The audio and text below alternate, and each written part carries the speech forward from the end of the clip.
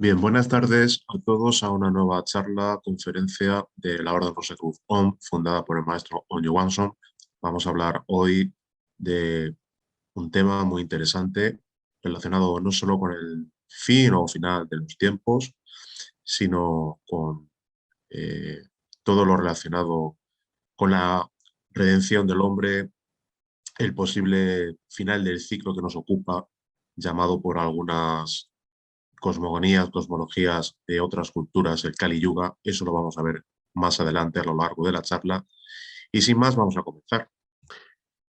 Bien, pues la prácticamente totalidad de las personas, sean creyentes o no, estén versadas en el conocimiento esotérico o no, pues han escuchado alguna vez en sus vidas ideas relacionadas con el final de los tiempos, como decía hace un momentito, el final del mundo, etcétera. Desde la perspectiva que nos ocupa, pues vamos a llamarlo así. Desde la perspectiva cristiana en la que hemos sido educados, siempre se hace mención del Apocalipsis. Y ya hemos hablado en conferencias anteriores sobre el significado profundo y esotérico del Apocalipsis, al cual pues volveremos en su momento oportunamente de nuevo. El fenómeno de la vida y de la muerte es algo consustancial al ser humano y, por extensión, a las propias civilizaciones e imperios. Todo está sometido a cambio, transformación, y algunos autores han estudiado las tradiciones filosóficas de ciertas culturas y religiones y han expuesto pues, esas doctrinas en las que se nos habla de ciclos. Pero antes de hablar de estos ciclos, eh, ¿qué ocurre con las civilizaciones? Lo que mencionábamos hace un momentito, los imperios, las civilizaciones, etcétera. Al igual que el hombre, las civilizaciones tienen después de una aurora y un desarrollo, pues un destino de decadencia y de final. Lo hemos visto en la historia, ¿verdad? Según el autor Julius Evola, hay quien ha buscado descubrir la ley que preside tal destino, la causa de la caída de las civilizaciones, y esta causa no podrá ser nunca referida a factores puramente históricos, naturalistas, económicos. Entre los distintos escritores de Gobineau ha realizado alguna aportación a la hora de mostrar la insuficiencia de la mayor parte de las causas aducidas por los historiadores para explicar el ocaso de las civilizaciones. Así, él ha hecho ver que una civilización no se derrumba pues, por el solo hecho de que su potencia política pues, haya sido destruida o sobrepasada, ya que según él, pues la misma especie de civilización derrotada persiste incluso bajo una dominación extranjera. Desafía los acontecimientos más calamitosos, mientras que otras veces, ante la presencia de desventuras mediocres, desaparece.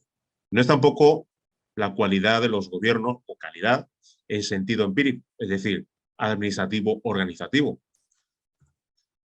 Aquí vemos pues, una imagen de la obra de Edward Gibbon, Historia de la decadencia y caída del Imperio Romano, donde se narra pues, un poco el acontecimiento durante todos los últimos siglos de la caída del Imperio Romano. Lo traemos a colación como una especie de ejemplo para el que se quiera informar, pues no deja de ser interesante. A la derecha vemos un grabado de Alarico, en el cual se le representa pues, en el año 70 después de Cristo, después de invadir Roma y arrasarla. Y, por supuesto, llevarse los tesoros que poseían los romanos del templo de Jerusalén, del templo de Salomón, pues primero a lo que fue Tolosa y luego a Toledo, la capital visigoda, donde pues hay muchas leyendas relacionadas con estos objetos, de los que también pues hablaremos en su momento.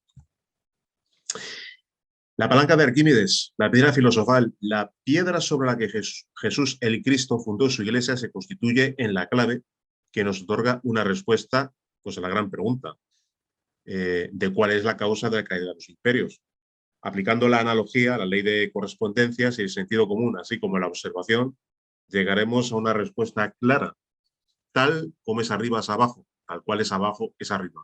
Si en términos generales el animal racional, por una torcida educación sexual, dilapida su energía sexual y la desperdicia continuamente en eso que se denomina fornicación, es decir, recordemos que fornicar es sinónimo de orgasmo y eyaculación, si esa energía sexual calificada por los alquimistas como el mercurio y la materia prima, pues no es utilizada para la regeneración, entonces constituye la absoluta desdicha, ruina y muerte para todo aquel que realiza un uso negligente de esa energía divinal. Y obviamente, si eso sucede con el individuo, pues entonces con las civilizaciones e imperios ocurre de la misma manera. Un uso inadecuado de la energía sexual, la constante violación del precepto divino del no fornicarás, conduce a una civilización a la degeneración y, por ende, a su declive y desaparición. Eso que se llama humanidad se encuentra en una espiral involutiva debido precisamente a su degeneración y siguiendo con esta misma idea, pues no hace falta ser un pensador cualificado para adivinar, para intuir, para deducir lo que va a terminar sucediendo con esta civilización, la cual se descompone cada día más y se encuentra en disolución y descomposición, tal como acabamos de comentar. Es por ello pues, que la única posibilidad de regenerarnos pasa precisamente por realizar un trabajo adecuado con la energía sexual mediante su transmutación alquímica junto con la vivencia de los demás valores de la Rosa Cruz que veremos al final de la charla. El maestro Johansson afirma lo siguiente: la simiente humana es divina y es solar y en ella se halla latente todas las potencialidades que posee un hombre. La criatura humana desconoce completamente todo el poder divino que se haya contenido en su simiente, desconoce todo aquel potencial de vida que se haya encerrado en su enseminis. El ser humano que verdaderamente sabe lo que contiene su simiente, un día se convertirá en un hombre solar.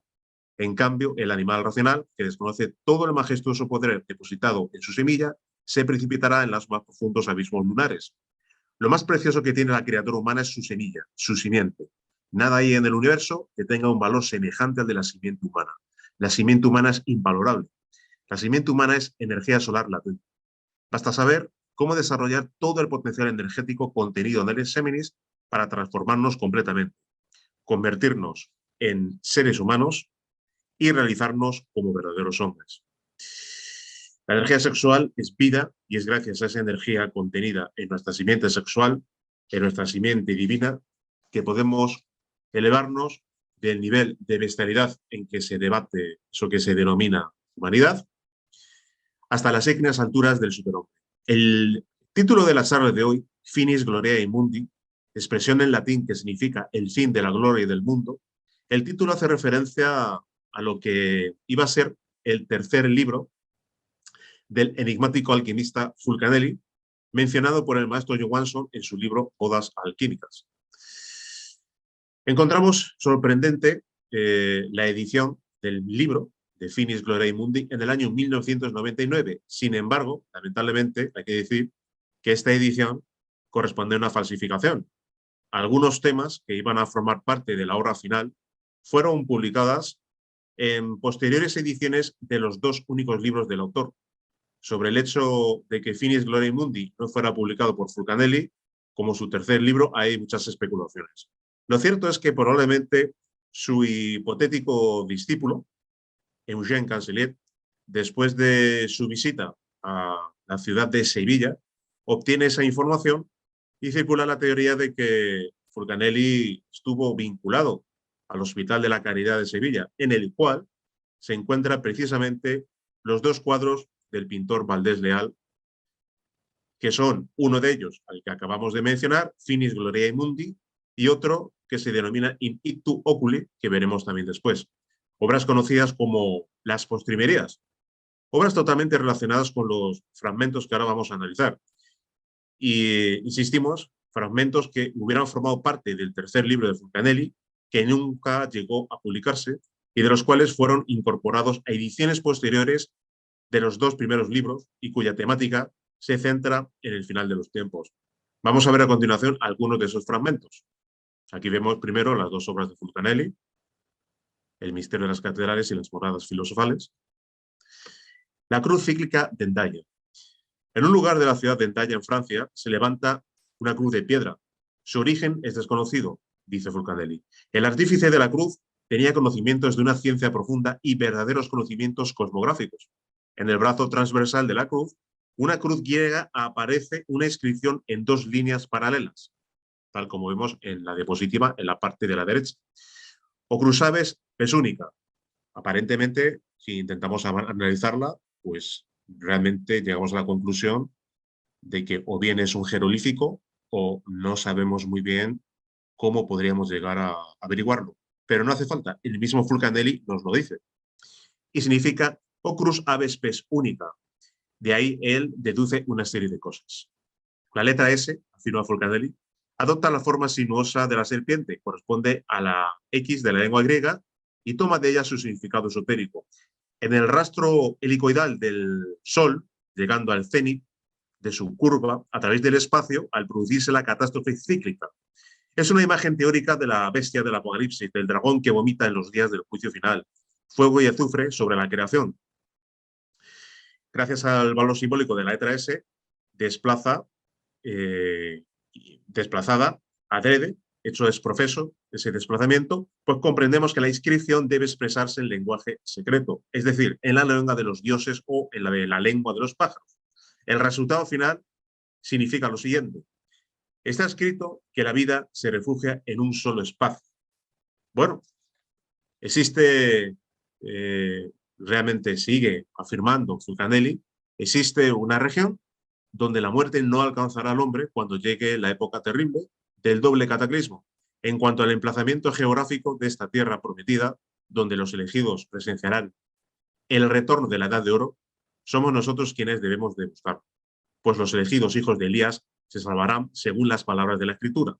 Bueno, porque su fe profunda, su incansable perseverancia del esfuerzo, le harán merecedor de su elevación al rango de discípulos del Cristo Luz. Obviamente un pequeño paréntesis. Y cuando Fulcanelli habla concretamente de que su perseverancia en el esfuerzo serán obviamente aquellos que pues hayan perseverado en la vivencia de la enseñanza, hayan hecho carne en sí mismo de la enseñanza de Rosacruz y probablemente sean seres de conciencia despierta. Bien, la cara anterior de la cruz aparece en la inscripción INRI, cuya significación secreta es Ignis Natura Renovatur Integra, porque por medio del fuego, dice Fulcanelli, se separa el oro de los metales impuros. Y también por medio del fuego pronto será puesta a prueba nuestro hemisferio. Ignis Natura Renovatur Integra. Nos puede sonar realmente de algo, ¿verdad? Pues efectivamente es la leyenda que reza justamente en la parte superior de la cruz, tal como vemos en la imagen, y significa que el fuego renueva íntegramente la naturaleza.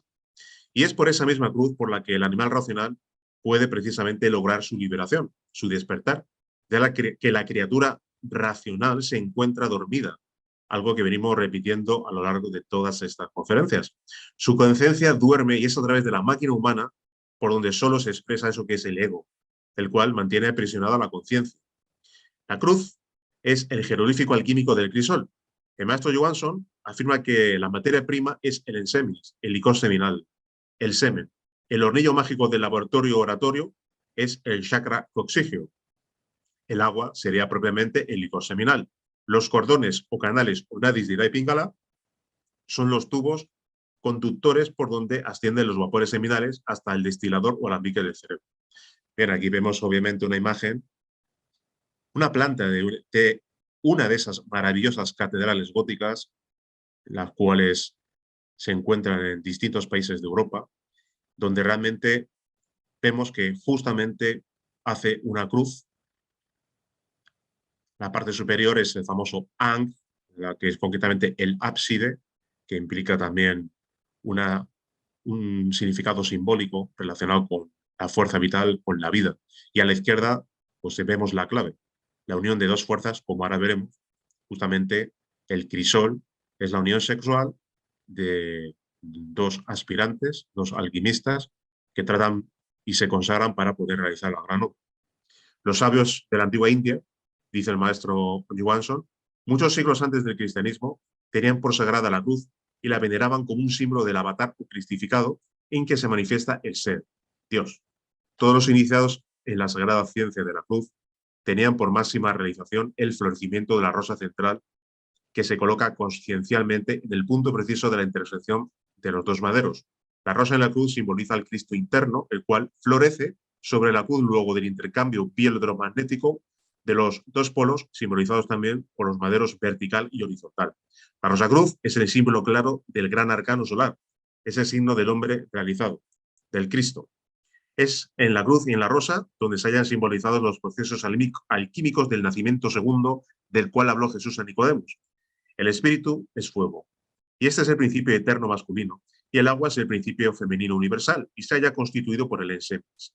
El fuego o espíritu está representado en la cruz por el madero vertical, el agua, o sea, el ensémenis, está representado por el madero horizontal. La rosa simboliza al Cristo plena y totalmente realizado. El fuego es el padre, el agua es la madre. El espíritu, el fuego, mediante la transmutación alquímica, fecundando a la divina madre el agua, forma la divina cruz de la que nace el Cristo, la rosa. Bien, pues continuando con la cruz de Endaya, donde vemos sus 4 caras en la diapositiva, continuando con esta misma cruz de Endaya que describe Fulcanelli, el cual hace referencia a que nos da una clave del final de los tiempos, afirma que en cada una de las 4 caras del pedestal observamos un símbolo diferente. La imagen del sol, la imagen de la luna, una gran estrella y una figura geométrica, que obedece a lo que es el ciclo solar. En cada uno de los 4 sectores figura una A que los señala como las 4 edades del mundo. Estas 4 edades del mundo, el escritor que hemos mencionado anteriormente, Julius Evola, afirma lo siguiente. La forma más conocida de la doctrina de las 4 edades es la propia de la tradición grecorromana. Hesíodo habla de 4 eras, señaladas por los metales oro, plata, bronce y hierro. La tradición hindú, sin embargo, tiene la misma doctrina en la forma de 4 ciclos llamados respectivamente, tal como vemos en la diapositiva, Satya Yuga, Tetra Yuga, Dvapara Yuga y Kali Yuga, edad oscura.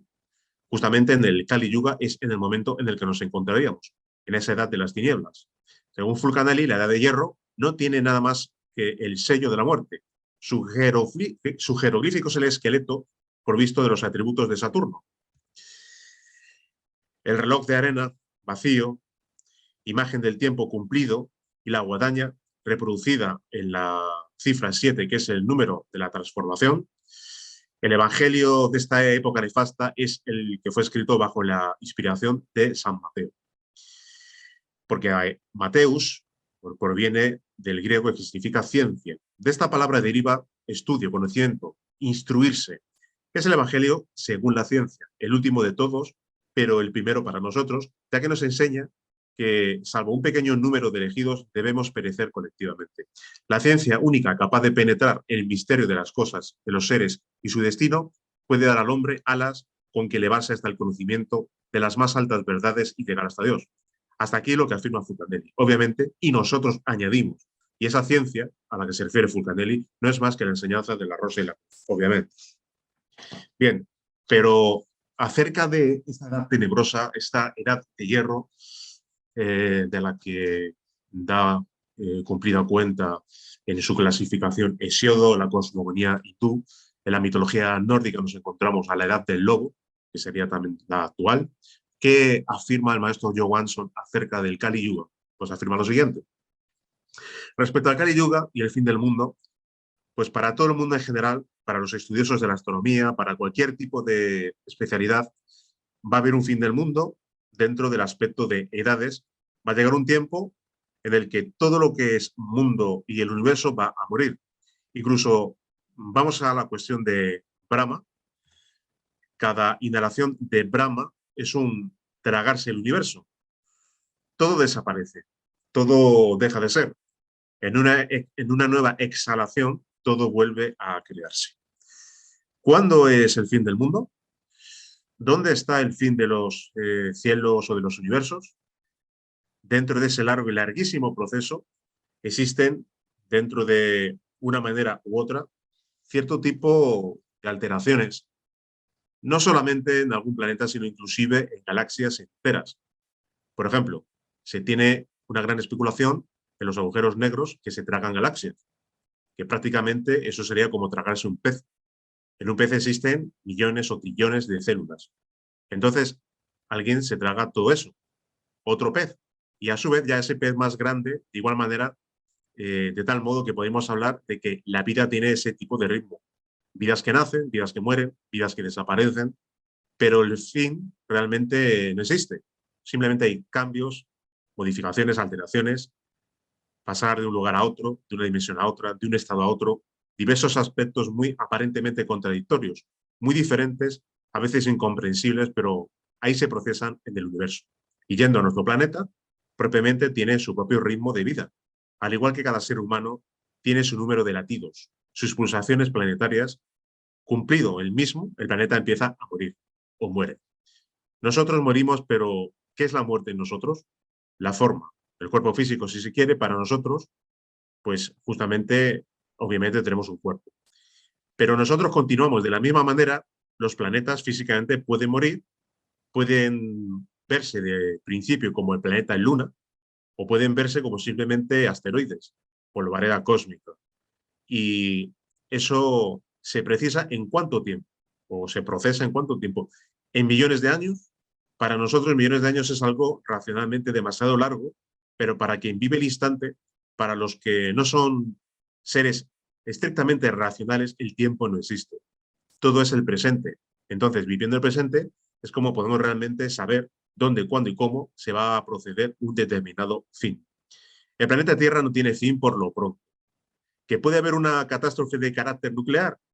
Bombas por aquí, por allá, y puede aniquilarse la vida parcialmente, va a volver a resurgir.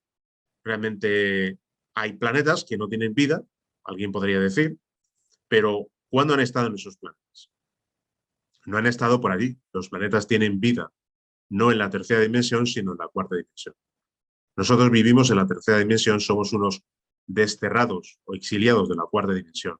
Si logramos nuestra pequeña redención o logramos subir a otra dimensión superior, entonces podemos ver, estudiar, analizar que eso que es la muerte cósmica no existe. Todo es transformación. De modo que Kali Yuga o fin del mundo son conceptos de eso que son religionzuela, como instrumentos de temor para imponer una dictadura o totalitarismo. La muerte no existe. El cosmos no va a dejar de existir. No hay que preocuparse de esa situación. Y si mañana existe una tercera guerra mundial, todo el mundo desaparece debido a la radiación, pues, bueno, por un tiempo. Otra vez vamos a tener que adaptarnos a un nuevo ambiente, esperar que pase la radiación, pero vamos a continuar. No hay fin del mundo, en el sentido que la gente cree. Todo es transformación. No hay duda de que todo lo que nace tiene un fin. Nació en nuestra galaxia, en un amanecer de la vida, y es obvio que un día morirá. Y en esa, su muerte arrastrará a todos los cuerpos celestes que lo componen. Sin embargo, puede suscitarse acontecimientos nada regulares que provoquen una reacción particular, que un mundo cualquiera, ya por situaciones estelares o por influencias cósmicas, así que por la necia manipulación humanoide, provoque cataclismos imprevisibles que culminen con la destrucción del planeta. Pero de ese acontecimiento no hay sabio que esté enterado como para constituirse en un absoluto profeta.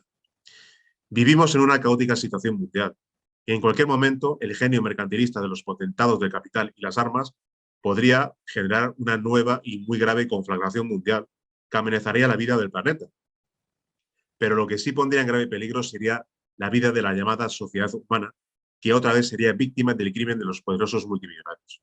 Pase lo que pase, amenacen como quieran, o venga el fin del mundo, nosotros seguimos viviendo nuestras vidas como de principio, sin temor a las guerras ni a la muerte. En términos trascendentales, la muerte no existe. Todo lo que se llama muerte no es más que el comienzo de un nuevo proceso de transformación y una continuidad de la vida. Cuánta verdad existe en la antiquísima trascendental sabiduría de los Vedas. El universo no es más que el ritmo vital de la inhalación y exhalación de Brahma. Los universos se crean por el aliento de Brahma, por su exhalación, y ascienden a un estado superior con su inhalación. Debido precisamente a las malas costumbres del habitante terrestre, se está alterando la naturaleza telúrica. Entonces, el organismo planetario reaccionará, es obvio. Puede ser hoy mismo, mañana, dentro de 5, 10, 20 años, de tal manera que su reacción va a ser sentida por todas partes y al igual que el ciclo del organismo del joven enfermo muere por millones ante sus reacciones orgánicas, sus defensas igual podrán perecer billones de animales racionales como consecuencia de la reacción de la naturaleza. Pero siempre habrá vida, siempre habrá sobrevivientes y esos sobrevivientes en esos momentos caóticos sería ya el predeterminado, entonces sería auxiliado por extraterrestres. Naves cósmicas, esferas celestes vendrían al planeta Tierra para rescatar a quienes realmente merecen ser liberados del sufrimiento, del sacrificio inútil debido a la reacción orgánica del planeta Tierra. Es posible que en esos momentos así de críticos cualquiera de nosotros pueda ser rescatado o llevado en esas naves cósmicas. Es posible que millones y millones perezcan simplemente ante la indiferencia de las naves cósmicas y de sus tripulantes. La selección, ellos podrán hacerla en su determinado tiempo, de modo que siempre habrá sobrevivientes y otros no serán llevados a las naves cósmicas, sino que estarán propiamente ocultos en algún refugio. Sobrevivirán de alguna manera y empezarán posiblemente una nueva edad de piedra. Es algo que se ha repetido varias y varias veces. La vida continúa y los presos siguen siendo los mismos, salvo algunos que han logrado escapar. Lo único que puede salvar al planeta Tierra, o mejor diremos, al habitante del planeta Tierra, es realmente la castidad, es decir, la transmutación alquímica de su energía sexual. Los problemas climatológicos que se suceden se deben simplemente a ese desequilibrio entre el fuego y el agua, entre la luz y las sombras, entre la fornicación, entre la libertad. Bien, volviendo de nuevo a Fulcanelli y propiamente a la obra del pintor Valdés Leal, observamos las dos obras pictóricas que iban a formar parte de su tercera obra, tal como hemos dicho anteriormente. Una de ellas tiene por nombre Finis Gloriae Mundi. Ya lo hemos dicho, el final de la gloria del mundo. En el interior de una cripta observamos dos cadáveres descomponiéndose, recorridos por asquerosos insectos, esperando el momento de presentarse ante el juicio divino. Se trata de un obispo revestido con sus ropas litúrgicas, mientras a su lado reposa un caballero de la Orden de Calatrava, envuelto en su capa. En el fondo se puede apreciar un buen número de esqueletos, una lechuza, un murciélago. En el centro del lienzo aparece una directa alusión al juicio de las almas. La mano llagada de Cristo, rodeada de un halo de luz dorada, sujeta una balanza en cuyo plato izquierdo, decorado con la leyenda ni más, aparecen los símbolos de los pecados capitales que llevan a la condenación. Mientras que en el plato derecho, con la inscripción ni menos, podemos ver elementos relacionados con la virtud, penitencia, oración, etc. La obra es toda una declaración de intenciones. Todos sabemos, todos mejor dicho, estamos sometidos a las leyes de la naturaleza y la muerte. No es una excepción. Aquí apreciamos un obispo descomponiéndose, representante de la Iglesia llamada católica, una de las religionzuelas que tanto daño han hecho a los sinceros buscadores de la verdad. El final de la civilización arrastrará en su devenir absolutamente a todo, inclusive a un catolicismo en plena descomposición. La ley de la justicia cósmica pende sobre nuestras cabezas y es obvio que todos tenemos que responder por todo el mal que hayamos hecho en algún momento de nuestras vidas o vidas y compensarlo en la balanza de la justicia con las buenas acciones. Nadie escapa a la ley divina y esta civilización caduca y degenerada no es precisamente una excepción. Si observamos la balanza de la derecha, figura unas siglas, JHS, con la cruz coronándolos. Es el significado de Jesús Omnium Salvator. Obviamente nadie va a venir a salvarnos. Tenemos que ser nosotros mismos los que trabajemos por nuestro despertar y autorización.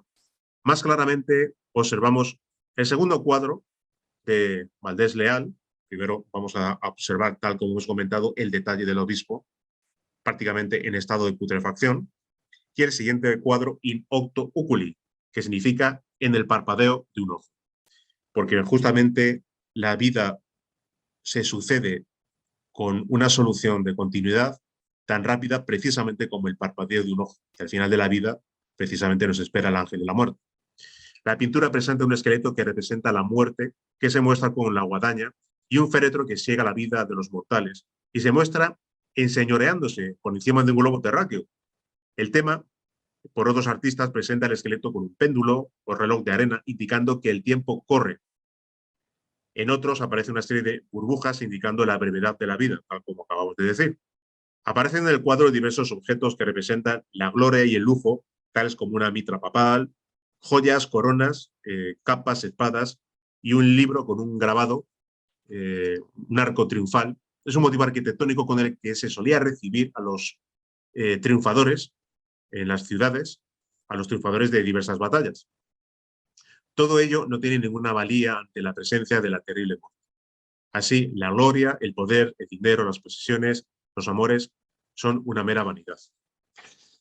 Hay una cuestión interesante que quería traer a colación y es que al respecto, y yendo también al aspecto alquímico, observamos en las dos obras de Valdés Leal, tanto en Finis Gloriae Mundi como en esta, que nos presenta esta diapositiva, in icto oculi, que son obras en las cuales aparece un tono sombrío, componente sombrío, oscuro, la muerte que curiosamente coincide con, según los alquimistas medievales, una de las fases de la gran obra, eso que se denomina la nigredo. La obra al negro, lo que denominan algunos alquimistas el caput mortuum, la cabeza muerta. La fase de disolución en la que debemos decapitar a la medusa mitológica. En nuestros nosotros mismos, el ego, la sombra, los yoes. El enemigo ancestral de siglos y siglos que nos viene esclavizando y nos condiciona.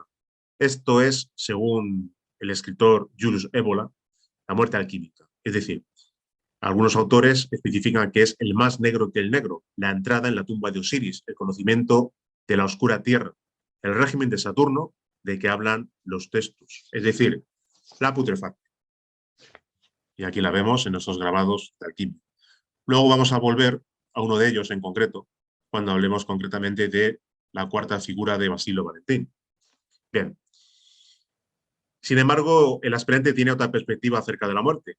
Traemos a colación uno de los grabados del enigmático alquimista Basilio Valentín, tal como comentábamos ahora mismo, en donde observamos también un esqueleto, el que propiamente corresponde a la cuarta llave de su libro, Las 12 llaves de la filosofía, uno de los libros más encriptados desde el punto de vista simbólico de toda la alquimia. Y tal clave nos dice lo siguiente: en el juicio final del mundo, el mundo será juzgado por el fuego, a fin de que lo que primitivamente hecho de nada por el Señor sea reducido al contrario por el fuego, a la ceniza, de la cual al fin el fénix creará sus pequeños. Pues parecidamente en la ceniza está escondido el sarro verdadero y natural que debe ser disuelto. Después de la disolución de este sarro, la potente cerradura del apartamento del rey puede ser abierta. Un cielo y una tierra nuevas se formarán después de la combustión y un nuevo hombre aparecerá, mucho más brillante de lo que antes en el primer mundo, y será glorificado. Bien, eso dice justamente en la cuarta llave de las 12 llaves de la filosofía del enigmático alquimista Basilio Valentín. Basilio Valentín significa vencedor de la piedra. Ya hablaremos en otra conferencia sobre la simbología de sus obras. Este extracto de la obra de las 12 llaves de la filosofía pues tiene una doble lectura. Una, ya la conocemos, el fin de un ciclo, el fin de una civilización y el resurgir de un hombre nuevo, en una nueva edad. En la otra simbología es precisamente el alquímico, esotérico. Nos interesa realmente a los alquimistas el nacimiento alquímico, el despertar de la conciencia. El animal racional se encuentra sumido en la hipnosis colectiva. Su conciencia duerme realmente profundamente. El ego mantiene aprisionada al Buddhata. La conciencia o la chispa divinal está totalmente prisionera del ego. Se dice que para nacer hay que morir y para morir hay que despertar. Toda la alquimia medieval es alquimia sexual. La clave se encuentra precisamente en nuestra simiente y allí se encuentra el ens virtutis del fuego. Tal como vemos en esta imagen, vemos a un rey al cual justamente a los alquimistas denominan al mercurio en nuestro mar. Y ahora veremos precisamente por qué.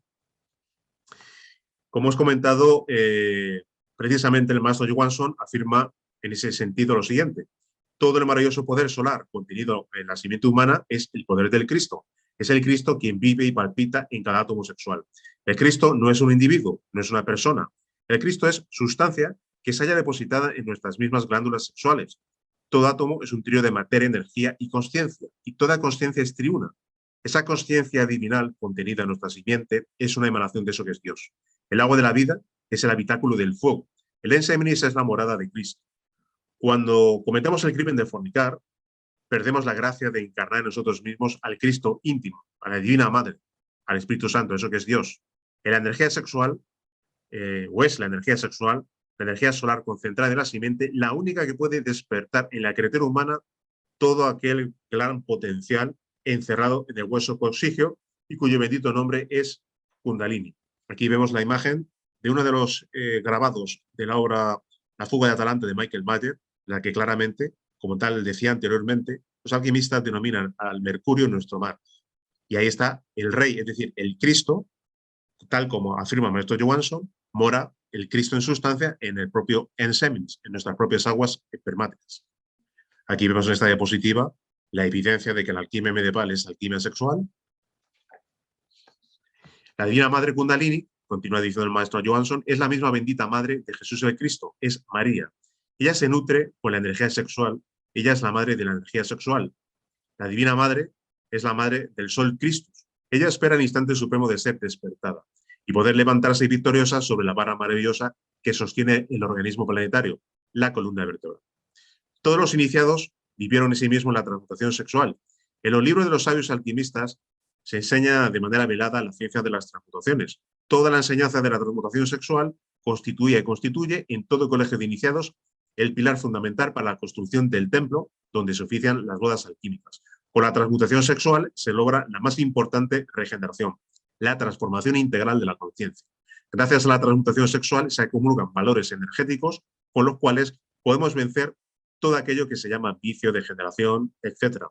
Para cambiar algo dentro de uno mismo, hay que cambiar primero la sexualidad. Transmutación es cambio, transformación, revolución. Transmutación sexual es cambio consciente de la mecanicidad y rutina bestial en acto voluntario y controlado íntegramente. Es transformación de la materia caótica en energía pura, ígnea, radiante, con cuyo poder divinal realizamos la más grande de las revoluciones, la revolución de la conciencia. Solo en base a las constantes transmutaciones del enseminis se logra despertar conciencia, generar o crear los cuerpos íntimos de naturaleza crística y, vestidos de boda, llegar a la sublime gran boda alquímica de las almas gemelas para luego, siendo uno en el Padre, sumergirnos en la increada luz del sol. Bien, vemos aquí precisamente que la medusa mitológica simboliza al ego, que es justamente el que debemos de aniquilar, y es el que genera el problema de que la conciencia se encuentre totalmente dormida, aparte de que ese problema se retroalimenta con la fornicación. Justamente la fornicación, el orgasmo y la eyaculación lo que hacen es dar energía a los yoes, al ego, y este se refuerza. Eso es en lo que está sumido el animal racional, el sueño de la conciencia. Somos pluralidad de yoes, no tenemos un único yo permanente, sino que nuestra psiquis está totalmente fragmentada en miles de yoes. Y se produce una lucha de la luz contra las tinieblas, del Buddhata, nuestra esencia divina, nuestra chispa divinal, contra el ego. Para morir primero hay que despertar. Despertar para morir. La muerte del ego, la clave para poder liberarnos. Aquí vemos varias representaciones de la Divina Madre del mundo, de la Divina Madre Kundalini en todas las épocas y en todas las culturas. El arquetipo de la Divina Madre es exactamente el mismo, ya sea en el Egipto, ya sea en cualquiera de las culturas, en Mesopotamia, en la cultura greco-romana, etcétera, etcétera. La Divina Madre del Kundalini, la Divina Madre del mundo, nos guía por el camino adecuado. Insistimos en la muerte del yo. En la fragua de Vulcano, como vemos en la imagen, es sinónimo precisamente de la práctica del arcano solar o del tercer tipo de transmutación que vamos a ver al final de la conferencia.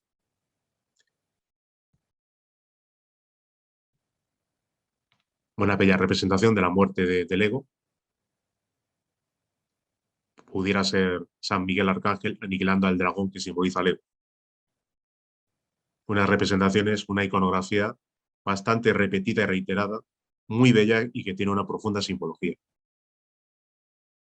Al igual que en las catedrales, obviamente vemos una decapitación, tal como aparece aquí, que simboliza la decapitación del ego, la aniquilación del ego, como venimos reiterando. Bien, continuando con Fulcanelli, nos advierte del peligro del progreso ilimitado de la ciencia. El hombre quiere ir deprisa, cada vez más deprisa, dice Fulcanelli, y esta agitación hace insuficientes las posibilidades de que dispone. Nada nuevo diremos al manifestar que la mayor parte de los descubrimientos orientados al principio hacia el acrecimiento del bienestar se han desviado rápidamente de su meta y se han aplicado de modo especial a la destrucción. Los instrumentos de paz se convierten en ingenios de guerra y es conocido el papel preponderante que la ciencia desempeña en las conflagraciones modernas. Tal es, por desdicha, el objetivo final, el desembocar de la investigación científica. Y tal es la razón por la cual el hombre que la prosigue con esta misma intención criminal invoca sobre sí, como no podía ser de otra manera, la justicia divina y se ve condenado por ella. Una ciencia sin conciencia. Acerca cada vez más el desastre. Al respecto, el maestro G. Gurdjieff afirma algo muy interesante, y es lo siguiente: el desarrollo del hombre se opera a lo largo de dos líneas, saber y ser. Para que la evolución se realice correctamente, ambas líneas deben de avanzar juntas, paralelas, una a la otra y sosteniéndose una a la otra. Según afirma Fulcanelli, cuando la gente habla del fin del mundo, evoca y traduce por lo general la idea de un cataclismo universal cada vez entraña la ruina total del globo y el exterminio de sus habitantes. Según esta opinión, la Tierra, rodeada de todos los planetas, cesaría de existir.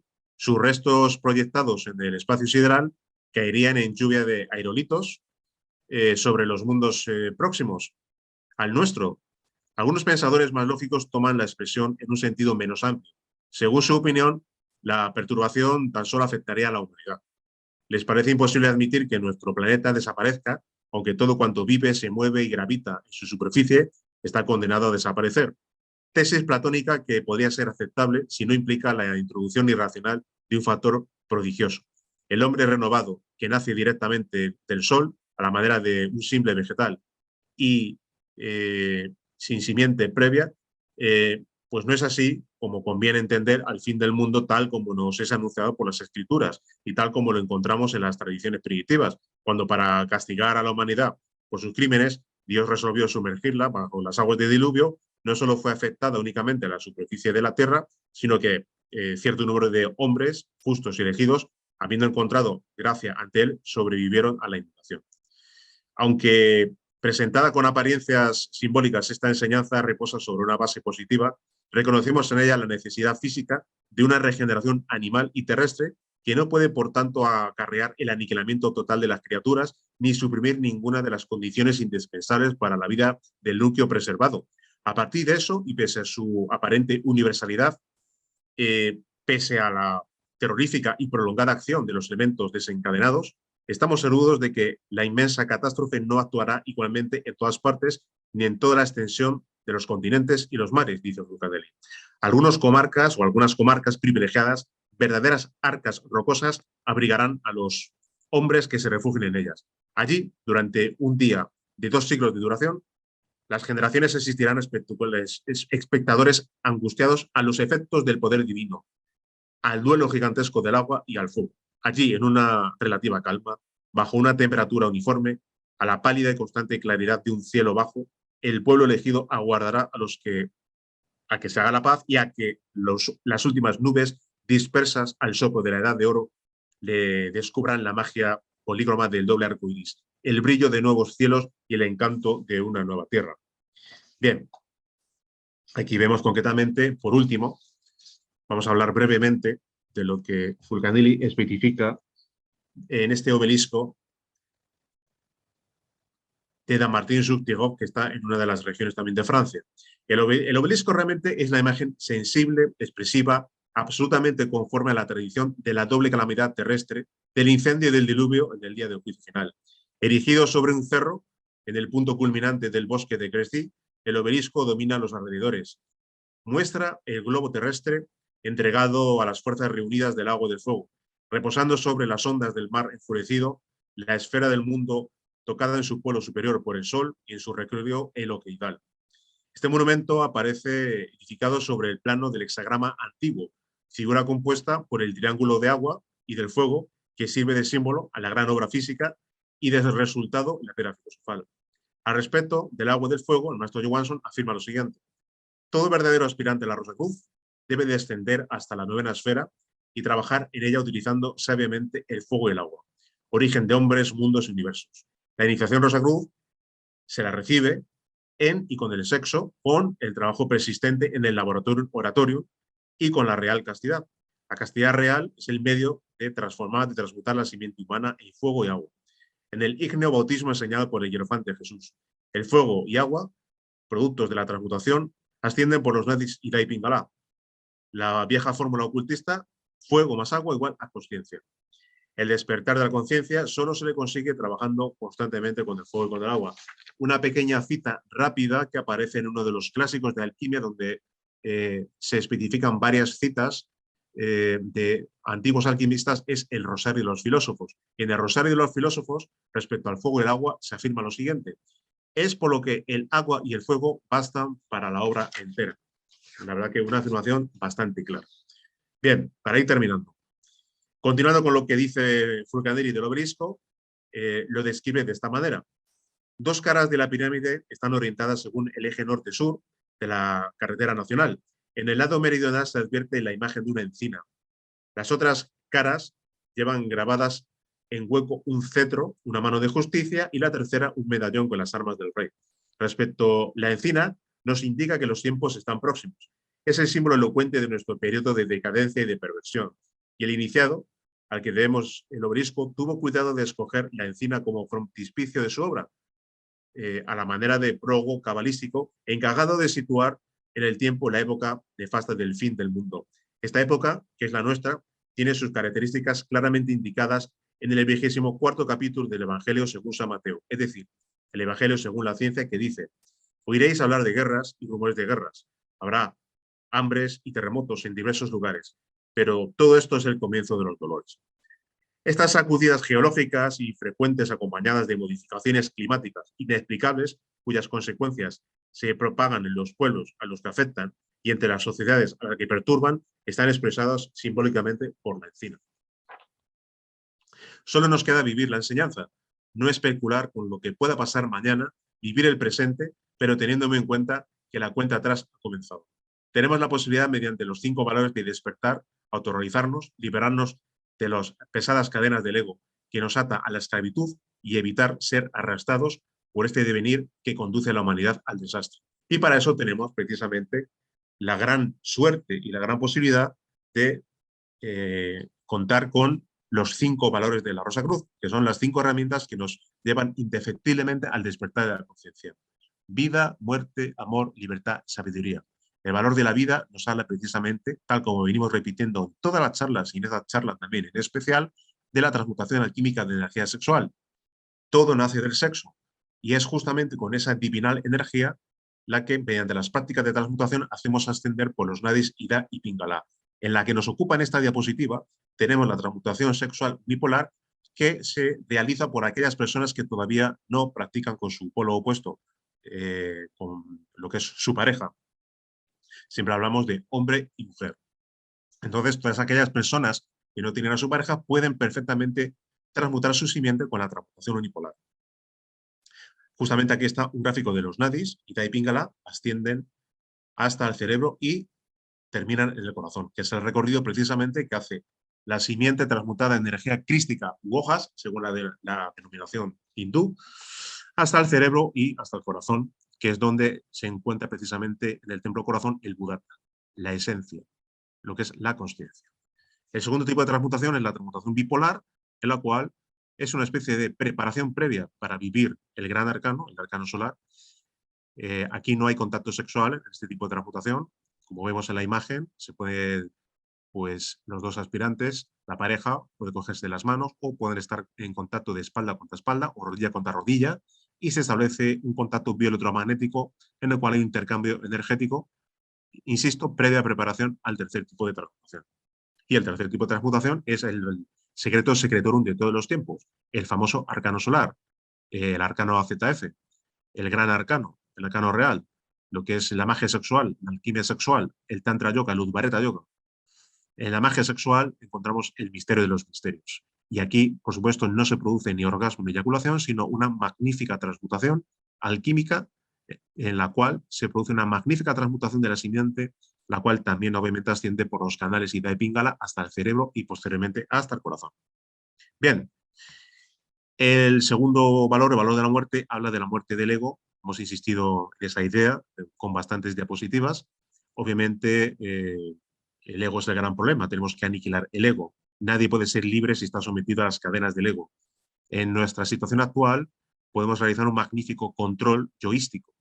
Realizando lo que es la no manifestación del ego implica su debilitamiento. Y con su debilitamiento, pues podremos llegar a un momento dado en el que, viviendo la enseñanza, pues podemos acceder al despertar. Posteriormente, cuando hemos despertado conciencia, como consecuencia de las prácticas de magia sexual, podemos tener la dicha de posteriormente despertar Kundalini y ya con la espada ígnea, con esa espada de Excalibur, eliminar cada uno de los yoes, que son millones, forman parte de nuestra psiquis. Con lo cual, ese proceso de muerte, que hemos hablado en muchas conferencias del mismo y lo hemos detallado cuando hemos hablado precisamente de una conferencia dedicada a la muerte del ego, pues se produce en la siguiente situación, en la siguiente cadencia o fases. Primero despertar conciencia, después despertar Kundalini, como consecuencia de las prácticas de magia sexual, y luego empezar la decapitación de los yoes. Para oír pues un poco más a la exactitud de ese proceso, pues de alguna manera exhortamos a los amigos, sugerimos que vean anteriores conferencias que hemos dado que están colgadas en nuestro canal de YouTube. El tercer valor sería el valor de la libertad. También hemos hablado concretamente ampliamente del trabajo con la atención. En el valor de la libertad implica que tenemos que aprender a vivir conscientemente. Estamos viviendo una vida totalmente mecánica, presa del sueño de la conciencia, sumergidos en una hipnosis totalmente colectiva que nos arrastra precisamente cada vez más a esa inconsciencia. Tenemos que aprender a trabajar con la atención, y para vivir conscientemente día a día tenemos que realizar lo que en la orden se denomina la práctica del IAU: individualidad, acción, ubicación. Tenemos que dividir la atención en tres. Es la práctica de la división de la atención. Dividir la atención en individualidad, acción y ubicación. Y esto lo conseguimos mediante dos grandes columnas torales: el autorrecuerdo y la autoobservación. Mediante el autorrecuerdo, precisamente, nos recordamos a nosotros mismos como conciencias. ¿Quiénes somos? Hacemos lo que es una especie de recuerdo de sí, un autorrecuerdo, preguntarnos quiénes somos como conciencias, no refiriéndonos a la persona humana, sino a nuestra conciencia. Paralelamente, añadimos o extendemos, mejor dicho, nuestra atención, ya sí, con la autoobservación, hacia lo que estamos haciendo en un momento dado, hacia nuestra acción. Y sin perder nuestra individualidad como conciencias y sin perder lo que estamos haciendo, es decir, nuestra acción, extendemos nuestra atención hacia el lugar en el que nos encontramos. De tal manera que dividimos en tres lo que es la atención e impedimos que la mecánica mental continúe proyectando imágenes, pensamientos y que intervenga la razón. De esa manera, poco a poco aprendemos a vivir conscientemente, viviendo lo que es la práctica del IAU. Recordemos siempre autorrecuerdo y autoobservación. Y también, para más detalle, pues podemos volver concretamente sobre conferencias anteriores que los amigos tienen en el canal. Y por último, el valor del amor implica amar a nuestro prójimo más que a nosotros mismos, y ese amor implica darle lo más valioso que tenemos, que es la enseñanza de la Rosa de la Cruz, por supuesto siempre gratuitamente, tal como nosotros la hemos recibido. Por último, el valor de la sabiduría implica hacer la voluntad del Padre. Lamentablemente estamos acostumbrados a hacer nuestra propia voluntad, y para hacer la voluntad del Padre, en primera instancia, lo que tenemos que hacer es despertar conciencia. Entonces, vida, muerte, amor, libertad, sabiduría. Si vivimos al unísono los 5 valores, nos encaminamos sin ningún tipo de duda al despertar de la conciencia, a la realización de la gran obra alquímica, a nuestra autorrealización, y, si se quiere, a posicionarnos justamente con un pie y medio para dar el salto y sumergirnos en la increada luz de lo absoluto. Muchas gracias a todos, gracias por la paciencia. Hoy ha sido la conferencia un poco extensa. Espero que les haya gustado, y si soy capaz de poder contestar alguna de las preguntas, pues estaré encantado de poder hacerlo. Obviamente, la charla de hoy, para tener muy presente que el devenir de los tiempos, ya no porque lo haya dicho Fulcanelli o porque lo haya dicho nadie, el devenir de los tiempos, ya con un poco de observación y sentido común, uno llega a la conclusión que la civilización pues va a llegar a su colapso. Eso no tiene ninguna duda. Con respecto a lo que comentabas, Claudia, de armas nucleares, bueno, aunque Latinoamérica no tenga armas nucleares, ten en cuenta que ahora mismo prácticamente la capacidad, ya no solo en cuanto a la cantidad de armas nucleares, sino que todos los días estamos viendo pues noticias respecto al alcance de las mismas. Y ya cuando prácticamente se están diseñando y se están poniendo a prueba lo que se llama misiles hipersónicos que incluso vuelan fuera de la atmósfera terrestre, ya te puedo decir que lamentablemente ningún punto de la Tierra a nivel de distancia pues queda excluido de un hipotético ataque nuclear. Eso es una cosa que incluso irá a más. Irán sacando concretamente mucho más avances, más tipos de combustibles para que sean mucho más rápidos y con mucho más alcance. Entonces, otra cosa será lo que pueda pasar al final. Pero evidentemente ya no hay ninguna región que pueda quedar excluida de ser alcanzada por misiles nucleares. Y volviendo al plan de contingencia, insisto, 5 valores. Hay que vivir los 5 valores. No podemos especular respecto a planes de contingencia. Cuando lo que tenga que ocurrir esté prácticamente encima de nosotros, pues que ocurra. Al respecto, una pequeña anécdota. Al maestro Johansson le preguntaban respecto a qué haría él si viniera un tsunami. Todos recordamos, no hace pues demasiados años, pues que hubo concretamente pues, un tsunami, concretamente tanto en Japón como en la zona de Malasia, etcétera, que fue totalmente devastador. Y le preguntaron al maestro que qué haría él, en principio, si viniera un tsunami. Y él simplemente contestó algo muy sencillo, que fue, bueno, ponerme a silbar. Claro, obviamente no puedes hacer nada. Entonces, lo que se suele decir, moraleja, digamos que el tiempo que tenemos, empleémoslo en vivir los 5 valores y en avanzar todo lo que podamos. Y llegar hasta donde podamos llegar. Lo demás, bueno, pues que tenga que pasar lo que pase. Hay una pregunta a través del chat, Rafael, de Juan Carlos Chunga, que dice lo siguiente: buenas tardes, ¿qué relación tiene lo de la pandemia y la vacunación en el final de los tiempos?